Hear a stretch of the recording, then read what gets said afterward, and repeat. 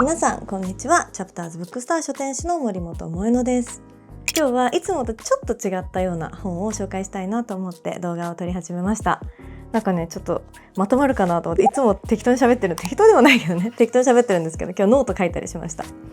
そんな本のジャンルっていうのがこちらです。はい、思想と哲学の本ですかね、まとめると。こんな4冊をたまたま同時期にダダダダッと読んだので、私の中でもシナプスがつながったりとか思考が巡ったり、誰かと話したいなって気持ちがめちゃくちゃ湧いてきたので、ちょっと動画を撮ってみることにしました。でこれ全部良かったんで紹介するんですけど、私普段は小説が好きでエッセイが好きで、自分の人生に直接は影響がないけど、どこかのタイミングでエピソードとか言葉が自分の中に入ってたことを実感できるような体験がすごい好きなんですよね。に比べてやっぱこういう本ってどっちかというと教養、学び、勉強とか課題をいっぱい持って帰ったりインプットが多いので、ちょっと怖いんですよね。なんか気持ちよすぎると気持ちよくなって無敵になった気持ちになるけど、結局残ってないし、逆にもう難しすぎると自分の愚かさに落ち込むしみたいな。なんか今回どの本もそんないろんな気持ちがあって感情が上下したんですけど、一方で呼ばれて撮ったタイミングだったかもなって思いました。なのでこの動画も今すぐ見てもらいたいっていうよりは、この本を読んだ人が何年後かに他の人どう思ったんだろうって私が思って、久しぶりにいろんな人の感想を調べたり動画を見たくなった本だったので、なんかそんな時に時空を超えてね対話できるような動画になればいいなと思って撮ってみています。はい、今から紹介するんですけど、もうずっとね積んでたんですよ。実はこの2つ、夜と霧と愛するということはもう絶対好きだと思うよ、読んだ方がいいよって言われてて、リストに入ったけどなんとなく難しそうで手に取らなかった本たちを満を持してというか、行きますかという形で手に取ったところ、なんかこの時期に出会えてよかったなと思えた本だったので、時々本に呼ばれるなんていう表現もしますけど、私は今回まさにそんな経験をした作品たちでした。ということでこの4冊紹介してみたいと思います。はい、エーリヒ・フロム愛するということ、そしてビクトール・フランクルの夜と霧、自分とかないから教養としての東洋哲学、新明 P さんで、最後武器になる哲学、山口周さん。はい、この4冊を続けて読みました。最初の作品からいこうと思います。はい、まずこちらの作品は良かったです。でも多分みんなの感想とか見ててもだし、私も同じように感じたんですけど、愛するということを知りたくて手に取って、より愛という難しい概念の闇の中にほっぽり出されるみたいな本でした。もう途中からこんな35歳初めて愛について考えようかなって思った私ごときに、この本も多分理解されようと思ってないなってことに早々に気づけて読めたのが良かったです。帯が素晴らしいなと思ったんですけど、谷川俊太郎さんがね、読む者の人生経験が深まるにつれてこの本は進化を発揮すると思うって書いてるんですよ。これ多分読む時期とか経験値で全然違うだろうなっていう。なので私はこの本を今35歳という私が理解できたもの、そして分からなかったところを何十年先にまた再読した時に多分グッとくるポイントが違ったりとか、驚くほどスルッと入ってくる昔は難しかったものがあったりとか、なんかそんな未来の自分と待ち合わせできるような材料がもらえたんじゃないかなと思った読書体験でした。意外とでもそんな難しい言いながら第一章は面白いなと思って読み始められました。だって始まりがもうね、愛は技術だろうかから始まるから、なんか私が教えてほしいことを教えてくれそうみたいな感覚があって、その第一章愛は技術かっていうところは結構私もついていけたかなと。どんどん迷宮に入っていって、最終的にはバクとした感想しか残らなかった。なんか読んだ後必死でノートとか取ったのに、あんまりそのノート今見返してもすごく陳腐で、こういう本ってやっぱ一時情報大事だなと思いました。こういうものに触れていろんなものが量産されてって、この動画もそうですけど、この本を読んだ人のことの葉に乗っていろんな人が要約したり解説したりっていうのを見ると、読んだ気になれるし気持ちいいけど、やっぱりこの一時情報、わけのわからないものをちゃんとわけのわからないまま自分の手元に取ってみるっていうことの大事さも改めて感じましたね。本当にね、第一章いけるかもと思った自分と読語が全然違った。で、読語で私がねこの1回目初めて読んで感じたこととしては、愛は技術なんだってことは分かりました。でそれをどうしてこのタイミングで気づけたかっていうと、愛って言葉に対して愛されるとか愛され術とかいただくものをなんかイメージしすぎてたんだな私はと。こう愛を受けて育つとか恋人に愛されるとか、なんかそういうものばっかり見えてたから、こう技術がどうしてもこう受動的な人ありきのものになっちゃってたんだなと思うんですけど、これは愛は能動であって自分が愛することを学ぶしか愛には触れられないってことを書いてるんですよ。愛についての捉え方の立ち位置を能動的に変えてみると力強いものに感じられるようになって、なんかそこの視点がぐっと変わって、愛っていう言葉を力強く感じられるようになったのはこの本に触れた一番大きな変化だったかなと思います。愛に関する前提が変わった。でやっぱりこう愛っていうと一番最初に恋愛が浮かぶけども、そんなの本当にちょっとしか触れてなくて、例えば最初に付き合った時の高揚感とかって、あれ全部麻薬なんですって。でこう結婚したりとかして感じる倦怠感とか、なんとなく安定した関係性に慣れ合いを感じて焦ってしまうとか、そこからこそがこう愛することのスタートだったりとかして、愛はねどんどん成熟していくんですって。なのでなんか私も、結婚をしたのでね去年、ここから愛することをしっかりと学んでいくというか、こう人生を持ってこれが愛か、それも愛かみたいな、自分の中で愛という言葉の輪郭ができていくのかなっていう、結婚2年目かの私は手に取れてすごく良かったです。で結局この愛するということを読んだって、愛するということを知りに行ったのに人生の大きな問いとか宿題を逆に持って帰ってくるみたいな読書です。なので結局自分で考えていかなきゃいけないんだなっていうこと、答えをすぐに欲しがるものってあるじゃないですか。例えば何のために生きてるのとか、何のために勉強するの、何のために働いてるの、何のために自分と生まれてきたんだろうとか、そういうことって別に多分答えはなくて、探すっていうことを自分でして自分で見つけていかなきゃいけない、その過程にこそが意味があるのかなとかを人生の捉え方としては思ったりしました。ちょっと余談なんですけど、高校訪問があって母校で講演をするときに、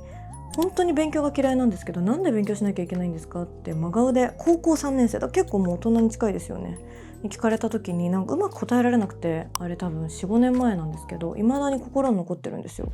今なら私は勉強とか人生への意味はないっていうことをうまく説明してあげられるような自分になりたいなっていう思考が始まったところです。あの時は勉強する意味を探しちゃってたけど、意味はないというか、うまく言えないけど、答えが欲しいもの、みんなが通ってる問いに対しての答えはないっていうことを知るみたいなことが人生で大事なのかなとか思ったりしました。あとはこう愛って日本だと特に言わないですよね、声に出して。だからこそこう難しいもの、大きなもの、素敵そうなものっていうこうユートピア的な発想がありますけど、多分日々口に出したり考えたり、これが愛かもって思った時にためらわず愛っていう言葉を表現してみることで、愛の方も近づいてくるのかなって私は思いました。で本当に多分この本、私が谷川俊太郎さんぐらいの年齢になった時に読んで、私なりの愛がもちろん言葉にできなくても腹落ちするものがあったらいいなっていうのを今すごい思ってます。要約するのは人はきっと技術で上手くなるけど、この愛する技術を本当に自分のものに習得した時の変化って言葉とか態度じゃ見せられない気がするんですよね。なのでそこの深い意味での理解に達した自分におばあちゃんになった時に会えたらいいなと思えた本です。この著者エーリヒ・フロムってユダヤ人なんですよね。でその迫害されていたすごく大変な時期にニューヨークに亡命していたと。でそこで教授としてね、大学で勉強を教えてたんですけど、やっぱりその背景を知ると愛について思いを馳せる時間ってすごく贅沢ものなんだなっていうか、豊かな人が最後にいただける心と時間の余裕があってこその問いな気もしちゃって、なんか言うじゃないですか、セレブリティほど全ては愛だよとか、何十万人も埋まった大きなコンサートホールでアーティストは愛を叫ぶじゃないですか。なんかああいうのってやっぱり私は限られた人にしかわからない境地だったり贅沢なものなのかなっていうのはずっと思ってて、それはね変わらなかった。この人のバックグラウンド聞いてよりそうなのかもって思っちゃった性格の悪い自分もいました。でそんな時に触れたのがこっちです。夜と霧、ビクトール・フランクルですね。これも同じくユダヤ人なんですよ。この2人同じ時代にドイツとオーストリアで生まれたユダヤ人で同じ時代を生きたんですよね。でとどのつまり最後愛について語るんですけど、アプローチが全然違う。でもどっちもに学びがあって、なんかこれって2冊で1セットなんじゃないかと思うぐらい、これを一気に読めたことにも感動しました自分で。でこのビクトール・フランクルの書いた夜と霧、こっちがねもう人生変えるぐらい良かった。いろんな人が名著に挙げるだけあるなと思って本当に読めて良かったです。でこれはフロムと同じ時代を生きたユダヤ人ビクトール・フランクルは精神医学を勉強してお医者さんなんですよね。で彼自身は亡命できたんだけど家族を置いていけなくて、結局数年間収容所での生活を余儀なくされるというお話です。でこれ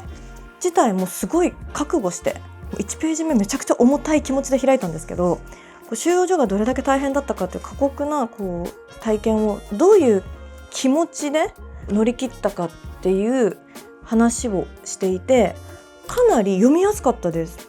これをね面白いというとちょっと語弊があるかもしれないんですが、読み物として引き込まれました。やっぱ臨場感、体験した人にしかわからないものがたくさんあったから。この本もね到底1回で全部分かった気にはなれないんですけど、私が感じたのは彼もやっぱ同じこと言ってるんですよね。人生極限の時に大切なのは尊敬と愛とユーモアであると、私はこれを受け取りました。で愛だって思って、なんかエーリヒ・フロムからは素敵な暖かい部屋で紅茶を飲みながら愛を考えているような情景が浮かんだけど、こっちは身ぐるみ全部剥がされて雨ざらしの中で凍えながらそれでも愛を信じてるっていう、なんか全然違う風景を勝手に連想して、そんな時にも愛の大切さって出てくるんだなと思うとすごく光がありました。もちろん多分書けないこともいっぱいあっただろうし、大変なこと、人の醜い部分たくさん見てきたと思うんですけど、その中でも見えた人が人に思いやること、優しさを分け与えること、そしてユーモアを忘れないこと、この瞬間をそんな切り取り方できるんだっていうこと自体が私はショッキングだったし、もうね死が目の前にあるし、逆に死んだ方が楽ぐらい辛い状況の中でも忘れてはいけないものが、そういう愛とかユーモアとか尊敬、そんなものを忘れない心の美しさを見せてくれたことが、私自身もこれからの人生救いになっていくんだろうなと思いました。もう壮絶すぎて収容所の生活、これ手に取って読むだけで今自分がいる地点、自分自身の幸せを感じられる本でもありました。やっぱりなんか幸せってギャップだなと思って、大変なことがあると幸せの幅ってどんどん広がっていく。逆になんか辛いことばっかりやってるとどんどん自分の幸せが見つけづらくなる。一回この本を読むと自分って恵まれてるなっていう、幸せだなっていうあるものを数えられるようなマインドセットにも改めてちょっとなれました。私が好きだったのはもうなんかこの本とにかくいろんな人生のレッスンが満載なんですけど、ドストエフスキーの引用があるんですよね。112ページ。かつてドストエフスキーはこう言った。私が恐れるのはただ一つ。私が私の苦悩に値しない人間になることだ。この一冊をうまく言えてるなというか、もう死んだ方がマシだって思ってしまうタイミングって多分そういう自分自身がこの今生かされてるその苦悩に耐えられなくなっているっていうことだと思うんですよね。だからその苦悩に向き合っていること、その苦悩をちゃんと授与していることが人生を続ける決定打にもなったみたいなことを私は感じてます。129ページ生きる意味を問うっていう章でも、私たちが生きることから何を期待するかではなく、むしろひたすら生きることが私たちから何を期待しているかが問題なのだということを学び、絶望している人間に伝えなければならないと。なんかさっきのこっちの感想にもなっちゃったんですけど、確かに問うことをやめて答えを探しに行くんじゃなくて、その問いの前に立っているってことを自覚するっていうのが人生なんだっていうのを、多分こっちだけ読んでも分かんなかったと思う。そういう意味でこの同時代を生きたユダヤ人の残してくれた素晴らしい2作がもう対だなと思ったっていうのは、最後のその感想につながってきます。ちょっと夜と霧良かったな。私はずっと人生の名著アルケミストって答えてるんですけど、この作品ももう一回読もうと思ってます。とりあえず直近で。やっぱり自己啓発本とか人生の Tips50 とかまとまってる本って気持ちいいし即効性あるけど、一時情報に触れることの大事さは本当に感じました。分かんなくていいんだと思う。全部は自分が受け取ったことが全てだし、逆に1回で受け取ろうとしちゃいけないんだと思う。こんな大切なこと一気に分かるわけないよなっていうのを感じさせてくれた2冊でした。続いてちょっと趣を変えた、こっちも思想哲学の本なんですけど、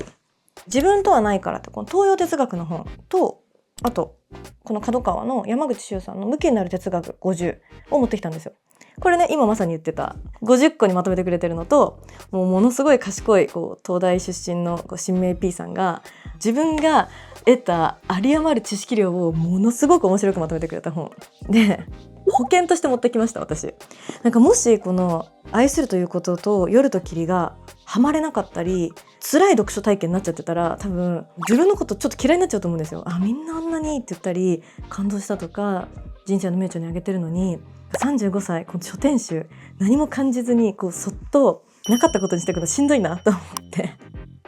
で自分のために分かりやすい補助輪が超ついた手すりだらけのバリアフリー哲学書を持ってきたんですよね。よかった。こっちもよかった。やっぱ気持ちよかった、読んでて。でこっちから行くと、このねサンクチュアリ出版ってまず大体面白いんですよ。本の出版数が圧倒的に少ないんですって。だから一冊一冊めちゃくちゃこだわって作ってて、開いてびっくりしたんですけど、なんか結構分厚いしね、哲学の話だからこんなポップな表紙とはいえ、割と覚悟して開いたんですけど、もうねブログみたい。めっちゃ文字数少なくて、初めにでも虚無感やばすぎみたいな、これぐらいのフォントと文字の大きさで来るから楽しく読めんじゃないかなと思って、そのまま楽しく読めました。ここまで自分の言葉にしてるやっぱ新明さんはものすごい東洋哲学が自分の体に入ってんだろうなと思って、やっぱり私はこれはね小説もなんですけど、すごく難しいことをものすごく分かりやすく話してくれる人こそが賢いなと改めて思います。これね読書苦手な人もいいと思いました。とにかく文字と文字の間隔が広くて文字数これ詰めたら半分ぐらいなんじゃないかな。すごい面白かったですね。読んでよかった。ただ自分にしかない気づきとか咀嚼できてない思いがあったかっていうとそうじゃない。で新明さんも言ってる、これはもう入り口に連れてきたぐらいのことですみたいな感じだったので、でねこの素敵なのはこの著者さんの一番最後に読んだらいいよっていう作品文献集をねものすごい綺麗に書いてくれてるんですよ。なんかこれがすごく私はこの本の後味としてめっちゃ良かったです。さすがサンクチュアリ出版と思いました。で